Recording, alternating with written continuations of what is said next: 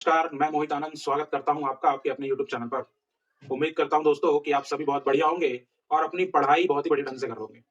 आज आपके सामने एक और प्रैक्टिस सेशन और मैथ्स के कुछ क्वेश्चन लेके हाजिर हूँ। 7 क्वेश्चन आपके सामने बोर्ड पर लिखे हुए हैं। सातों के सातों एमसीक्यू हैं और आज हम इसी 7 एमसीक्यू क्वेश्चन को सॉल्व करने वाले हैं। तो बिना किसी देरी के जल्दी से मेरे चैनल से जुड़ जाइए। जो भी लोग चैनल पर नए होंगे, चैनल को सब्सक्राइब करें। पिछली वीडियोस की जितनी सीरीज है सारी देखें। कोई क्वेरी हो तो कमेंट करें और ज्यादा से ज्यादा शेयर करना ना भूलें। भाई हमारा पहला क्वेश्चन है। पहला क्वेश्चन कहता है कि if x and y are two prime number, अगर x और y दो प्राइम नंबर हैं तो बताइए कि उनके एलसीएम क्या होंगे। ठीक, अब अगर दो प्राइम नंबर हैं तो हमें इतना तो पता है कि उसमें कुछ भी कॉमन नहीं होगा एक के अलावा। तो अगर हमसे ये पूछ देता कि दो प्राइम नंबर का एचसीएफ बताओ, तो एचसीएफ तो इसका क्या हो जाता, 1 हो जाता। क्यों? क्योंकि दो प्राइम नंबर, जैसे मान लीजिए 2,3, तो इसका कॉमन फैक्टर क्या होगा, 1 होगा। लेकिन हमसे पूछा गया है इसका एलसीएम, तो एलसीएम करने के लिए क्या करेंगे, हम इन दोनों प्राइम नंबर के आपस में गुणा कर देंगे। तो क्योंकि वो दो प्राइम नंबर एक्स और वाई है, तो हमारा आंसर हो जाएगा एक्स वाई, इनका एलसीएम हो जाएगा। समझ में आ रहा है? अगर एचसीएफ पूछता तो 1 होता, एलसीएम पूछा है तो एक्स वाई हो। दूसरा क्वेश्चन, दूसरे क्वेश्चन में कहता है कि अगर pair of linear equations in two variable क्या है, इनकंसिस्टेंट है। क्या है, इनकंसिस्टेंट। तो बताइए वो जिन लाइन को रिप्रेजेंट करेगा, वो जो दो इक्वेशन बनेंगे उनके द्वारा रिप्रेजेंट की गई लाइन किसको शो करेंगे, आपको ये जवाब देना है। इनकंसिस्टेंट लाइन कौन सी होती है? इनकंसिस्टेंट लाइन होती है जब दो लाइंस कैसी हो, पैरेलल हो। दो चीजें होती हैं, एक होती है कंसिस्टेंट, तो अगर कंसिस्टेंट पूछता तो आंसर इंटरसेक्टिंग भी हो सकता है और कोइंसिडेंट भी हो सकता है, ये चीज ध्यान रखिएगा। लेकिन क्योंकि उसने क्या पूछा है, इनकंसिस्टेंट, तो इनकंसिस्टेंट होता है पैरेलल। और पता कैसे चलेगा, a1 अपॉन a2 बराबर b1 अपॉन b2 बराबर नहीं है c1 अपॉन c2 के। और पैरेलल होते हैं तो सॉल्यूशंस कैसे होते हैं, नो सॉल्यूशन। तो कुछ भी पूछ सकता है कि बताओ सॉल्यूशन, तो आंसर ऑप्शन दे देगा, unique solution, no solution, infinitely many solution. तो नो सॉल्यूशन आंसर है। रेशियो वाला अगर दे देता तो a1 अपॉन a2 बराबर नहीं है b1 अपॉन b2 के, तो यूनिक सॉल्यूशन यानी कि intersecting. a1 upon a2, b1 upon b2, c1 upon c2 तीनों आपस में बराबर है तो इनफाइनाइटली मेनी सॉल्यूशन, इसका मतलब कोइंसिडेंट लाइन। और a1 upon a2, b1 upon b2 बराबर है लेकिन c1 अपॉन c2 के बराबर नहीं है, तो नो सॉल्यूशन पैरेलल लाइन, जैसा कि इसका आंसर है। समझ में आ रहा है? वीडियो को लाइक करिए। तीसरा क्वेश्चन कहता है r की वैल्यू निकालिए जिसके लिए इस इक्वेशन के इक्वल रूट होंगे। अब अगर इक्वेशन के इक्वल रूट हैं तो डिस्क्रिमिनांट की वैल्यू क्या हो जाएगी भाई, 0 हो जाएगी। डिस्क्रिमिनांट क्या हो जाएगा, 0। और डिस्क्रिमिनांट क्या होता है, बी स्क्वायर माइनस 4ac बराबर 0। बताओ a क्या है, p, b क्या है, q, और c क्या है, r।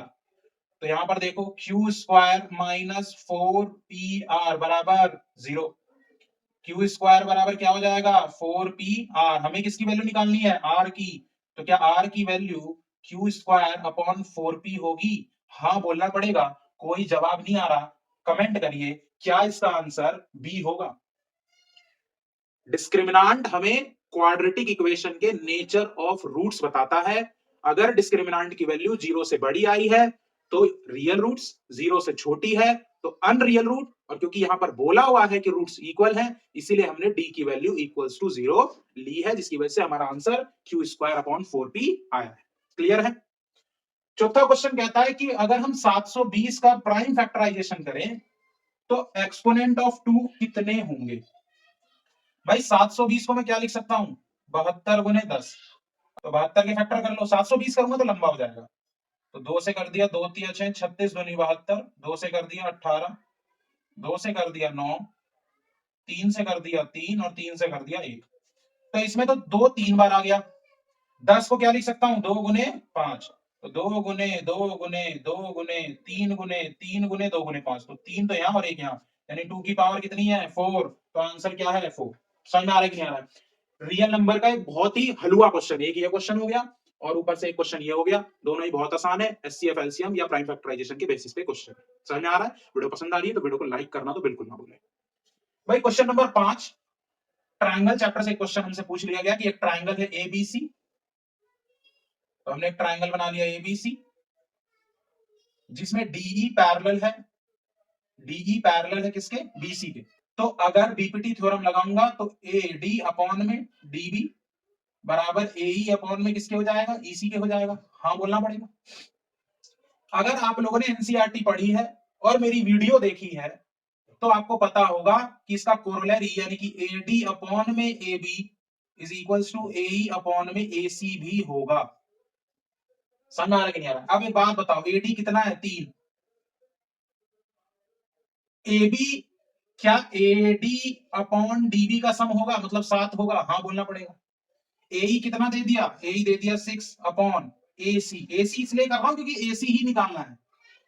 अब आप चाहो तो बीपीटी लगा के ईसी निकाल के एसी निकाल सकते हो एई प्लस ईसी से, पर कोरोलरी पता है तो डायरेक्ट करो। एसी बराबर कितना होगा, 6 गुने 7 बटे 3, 3 से काटा 2, 7 दूनी 14। आंसर क्या है, D is the right answer. तो ये तो बीपीटी से आता है और ये क्या है बीपीटी की कोरोलरी, एनसीईआरटी में दी गई है, लिंक डिस्क्रिप्शन में डाल दूंगा, जिस वीडियो में पढ़ाया है जरूर देखें। आइए क्वेश्चन नंबर 6 देखते हैं। क्वेश्चन नंबर 6 कहता है पेरीमीटर निकालना है ट्राइंगल एबीओ का। कितना ही वाहियात क्वेश्चन है। ये जो एबी है वो टेंजेंट है, अभी सर्कल चैप्टर पढ़ाया है, पूरी सीरीज पढ़ी है। सेंटर से खींची गई टेंजेंट पर लाइन परपेंडिकुलर होती है, तो इसका मतलब एबीओ राइट एंगल ट्राइंगल है। ये 24 ये 7, तो आपको पता होनी चाहिए पाइथागोरन ट्रिपलेट से कितना होगा, 25। हमें क्या निकालना है, पैरामीटर। तो sum of 3 sides, sum of 3 sides, 7 5 12 4 16 और 4 और 1 5, तो आंसर कितना आ गया, 56 सेंटीमीटर इसका आंसर। समझ में आ रहा है कि नहीं आ रहा? आइए क्वेश्चन नंबर अगला देखते हैं। क्वेश्चन नंबर 7 कहता chord of a circle of radius. एक सर्कल बनाया, इसका एक कॉर्ड बनाया।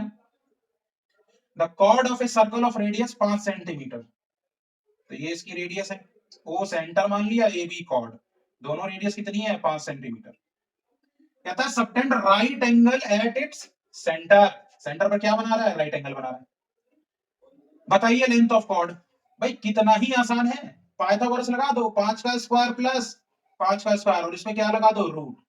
तो ये हो गया 25 प्लस 25 रूट में 50, तो कितना हो जाएगा, 5 रूट 2। 5 रूट 2 देखो कहां है यहाँ, ठीक है। उम्मीद करता हूं कि ये 7 एमसीक्यू क्वेश्चन आपको बहुत ही बढ़िया तरीके से समझ आए होंगे। अगली वीडियो में ऐसे ही कुछ एमसीक्यू के साथ आपके सामने आऊंगा। तब तक के लिए अपना ध्यान रखें, चैनल को सपोर्ट करते रहें। धन्यवाद।